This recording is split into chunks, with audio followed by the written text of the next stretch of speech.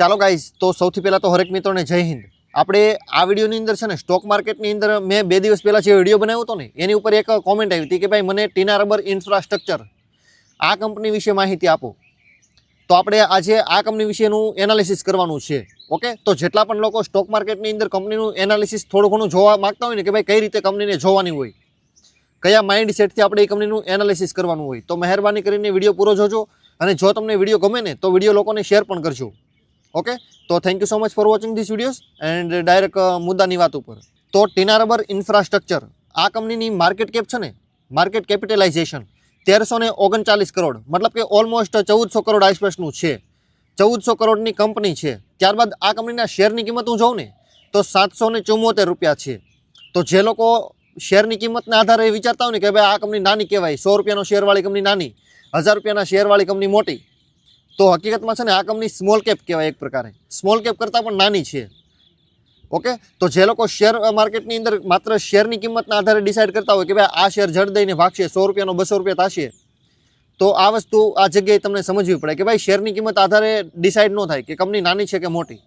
કંપનીનું market cap જોવું પડે, ત્યાંથી તમને ખબર પડે કે ભાઈ કંપની કેટલી સ્પીડમાં આગળ ગ્રોથ કરી શકે અને કંપનીનું સેક્ટર અને કંપનીનો ધંધો કઈ રીતનો કંપની કામ કરે છે આ જગ્યાએથી. તો ટીના રબર એન્ડ ઇન્ફ્રાસ્ટ્રક્ચર આ કંપની કામ શું કરે છે કે ભાઈ રબર, નામમાં જ રબર આપેલું છે. આપણે જે ઓટો વ્હીકલ્સ છે આપણી પાસે જે 4 વ્હીલ 2 વ્હીલ જે કાંઈ હોય આપણી પાસે, એની અંદરના ટાયર જે આવે ને એને રિસાયકલ કરવાનું કામ છે. આપણે જ્યારે ટાયર કોઈ પણ નવું ખરીદીએ અને ત્યારબાદ જે યુઝ થઈ જાય અને આપણે અમુક વર્ષ બાદ જ્યારે કાઢી નાખીએ ને એ ટાયરને રિસાયકલ કરીને એમાંથી પાછું ક્યાંક નવું ઉત્પાદન કરવાનું કામ છે. એક પ્રકારે આપણે જે રોડ રસ્તા બને ને, સડકો, એની અંદર પણ આ ટ્યુબ ટાયરનો ઉપયોગ કરે કે ભાઈ આ પ્રકારનું રબર નાખે. જે વેસ્ટેજ રબર હોય ને એનાથી રોડની શાયદ કાર્યક્ષમતા વધતી હોય કે ભાઈ ક્વોલિટી થોડીક 1 નંબર ઉપર જતી હોય, તો એ જગ્યાએ પણ યુઝ કરવાનું કામ છે. અને ત્યારબાદ જે રબર છે ને આપણે ફેંકી દીધું, કાંઈક મતલબ નથી આપણી પાસે રાખવાનું, એ રબરને રિસાયકલ કરીને કાંઈ પણ બીજી પ્રોડક્ટ ઊભી કરે અથવા તો એમાંથી ક્યાંક બીજું મટીરિયલ ઊભું કરીને પાછી ક્યાંક નવી પ્રોડક્ટ ઉત્પાદન કરવાનું કામ છે. ઓકે, તો ઇન શોર્ટ કંપનીનું કામ શું છે કે ભાઈ રિસાયકલિંગનું કામ છે. પ્રકારના રબર આવે ને એને રિસાયકલ કરવાનું કામ કરે છે કંપની. ત્યારબાદ કંપનીનો પીઈ રેશિયો આપણે જોઈએ ને તો ઓલમોસ્ટ 30નો છે. મતલબ કે 1 રૂપિયો આ કંપની પાસેથી આપણે કમાવવો હોય ને તો આપણે 30 રૂપિયા દેવા પડે. 1 રૂપિયો આપણે આ કંપની પાસેથી કમાવો છે તો 30 રૂપિયા દેવા પડશે, કેમ કે પીઈ રેશિયો 30નો છે. સીધું ગણિત આ રીતનું છે. ઓકે, તો પછી આપણે કંપનીની પીઈ રેશિયોની દ્રષ્ટિએ આપણે જોઈએ ને તો કંપની એક પ્રકારે મોંઘી છે, કેમ કે શાયદ આ કંપની જે નાની પણ છે. ઓકે, 1400 કરોડ આસપાસની કંપની, 1339 કરોડનું માર્કેટ કેપ છે, એ પ્રમાણે કંપની હજી નાની છે અને એની પ્રમાણમાં આ રેશિયો છે ને થોડોક મોંઘો છે. હજી આને શાયદ કરેક્શન લેવાની જરૂર છે.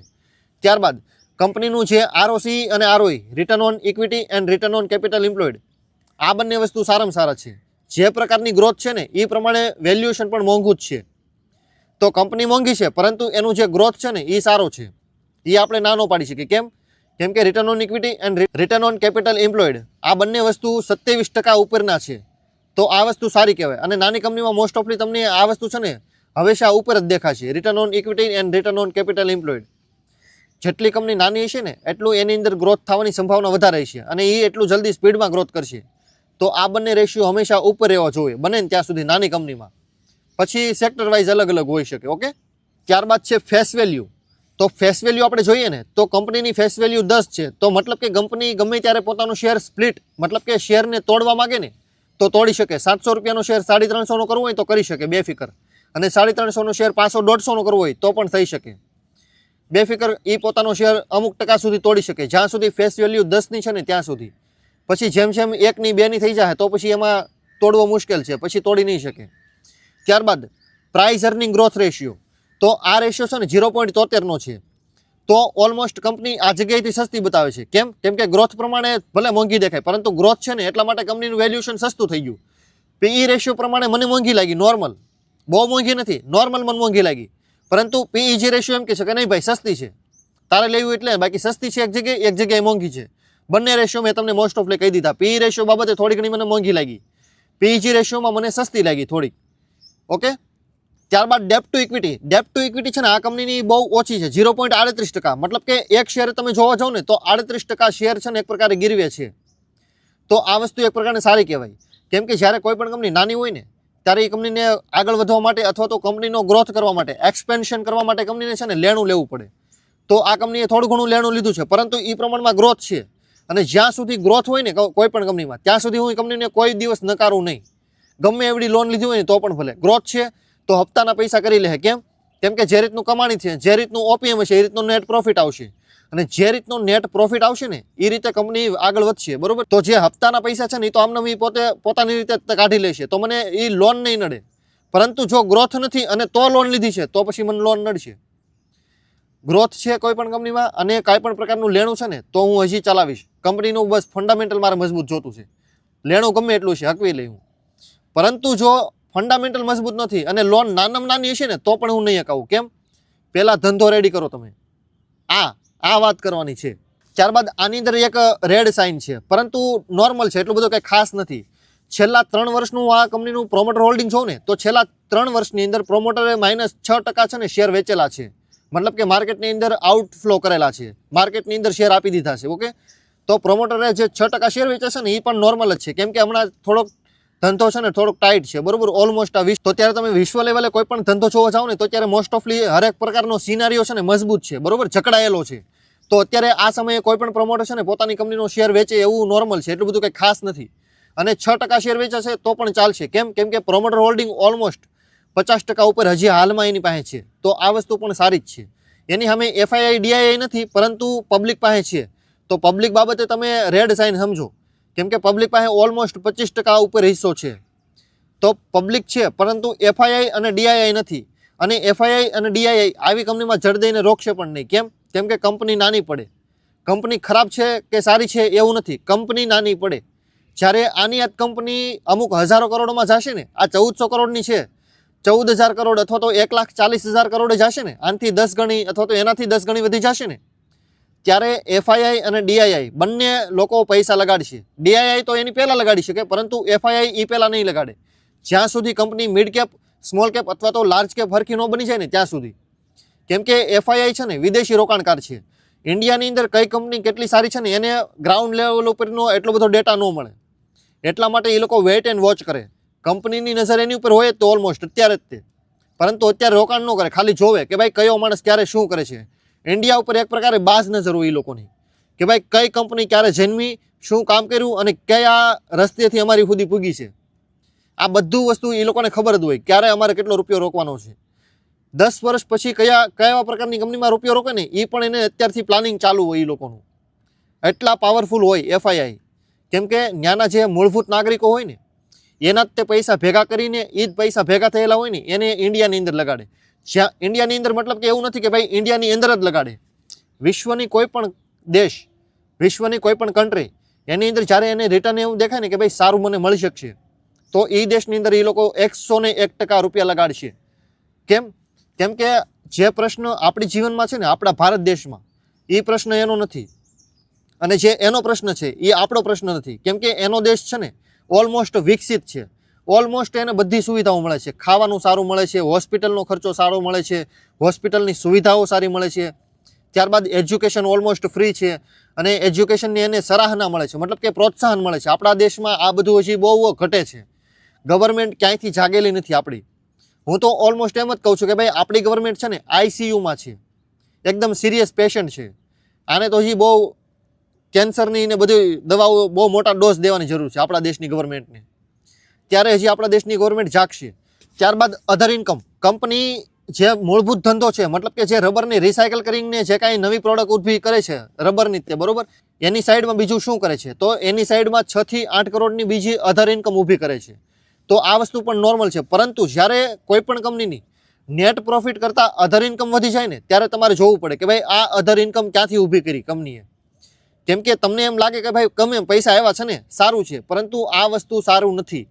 અધર ઇન્કમ કંપનીની વધવી ને એ વસ્તુ સારી નથી. એ રેડ સાઇન છે એક પ્રકારે. એની વાત આપણે પછી કરશું, પરંતુ અત્યારે હું ખાલી કહી દઉં કે ભાઈ રેડ સાઇન કહેવાય. કોઈ પણ કંપનીની જે મેન કામકાજ છે એમાંથી રૂપિયા જેટલા ઊભા થાય એની કરતાં જ્યારે અધર ઇન્કમમાં પૈસા વધારે મળે ને થવા ત્યારે એ વસ્તુ ખરાબ કહેવાય, રેડ સાઇનમાં આવે. ત્યારે આપણે સતર્ક રહેવું પડે, સાવધાન થઈ જવાનું એક પ્રકાર રોકાણ કરવાના. ત્યારબાદ છે નેટ પ્રોફિટ. નેટ પ્રોફિટ પણ ધીમે ધીમે એ કંપનીનો આગળ જાય છે, બરોબર. ટીના રબર ઇન્ફ્રાસ્ટ્રક્ચરનો ધીમે ધીમે ઘણીવાર થોડોક વધારે જાય, ઘણીવાર થોડોક ધીમો જાય, પરંતુ ઓલમોસ્ટ ધીમે ધીમે અપ સાઈડ લે છે નેટ પ્રોફિટ. તો આ વસ્તુ પણ સારી જ છે. ત્યારબાદ કંપનીના સેલ્સ એન્ડ એક્સપેન્સ. તો ઓલમોસ્ટ જેટલો કંપની ખર્ચો કરે છે ને એ પ્રમાણમાં કંપની સેલ્સ પણ કરી લે છે. એવું નથી કે ભાઈ સેલ્સ નથી થતો, કંપની ખાલી ખર્ચો કર્યા રાખે છે, આવું નથી. કંપની જેટલો ખર્ચો કરે છે એની સામે સેલ્સ થાય છે, અને જેટલો સેલ્સ થાય છે ને એની સામે કંપની એટલો ખર્ચો પણ કરે છે. તો આ વસ્તુ પણ સારી છે. ઘણીવાર કંપનીમાં કેવું થાય કે ભાઈ સેલ્સ સારો થતો હોય, પ્રોડક્ટ સારી હોય, છતાં પણ કંપનીના માલિકને એટલો બધો વિશ્વાસ ન હોય ધંધા ઉપર, અથવા તો માલિક ખુદ ઢીલો હોય, તો એ માણસ પૈસા લગાડે નહીં, એટલા બધા રોકાણ ન કરે એની અંદર, પાછું એમાં ને એમાં ચકડું ફેરવે નહીં, આખે ઘુમસ સાયકલ જે આવે એ ફેરવે નહીં ધંધાની, તો એમાં ધંધાની પથારી ફરી જાય. સાયકલ નો ફેરવે ને તો ધંધાની પથારી ફરી જાય 101%. અગર ધંધાની કોઈ પણ સાયકલ નો ફેરવે ને હરખી રીતે તો ધંધાની પથારી ફરી જાય. એ વાત 101% સીધી વાત છે. ત્યારબાદ OPM, operating profit margin. Operating profit margin આ છે ને ઓલમોસ્ટ 15%નો છે. તો આ વસ્તુ પણ સારી છે. કંપની જેટલી નાની છે એ પ્રમાણમાં ઓપીએમ પણ ઠીકઠાક કરી લે છે, સારું કહેવાય. 100 રૂપિયામાંથી 15 રૂપિયા કંપની નેટ ઓપીએમ કરે છે ઊભો, તો આ વસ્તુ પણ સારી જ છે. 15%નો ઓપીએમ કંઈ ખરાબ નથી. ત્યારબાદ ઈપીએસ. ઈપીએસ છે ને ઓલમોસ્ટ નેટ પ્રોફિટનું પ્રતિબિંબ છે.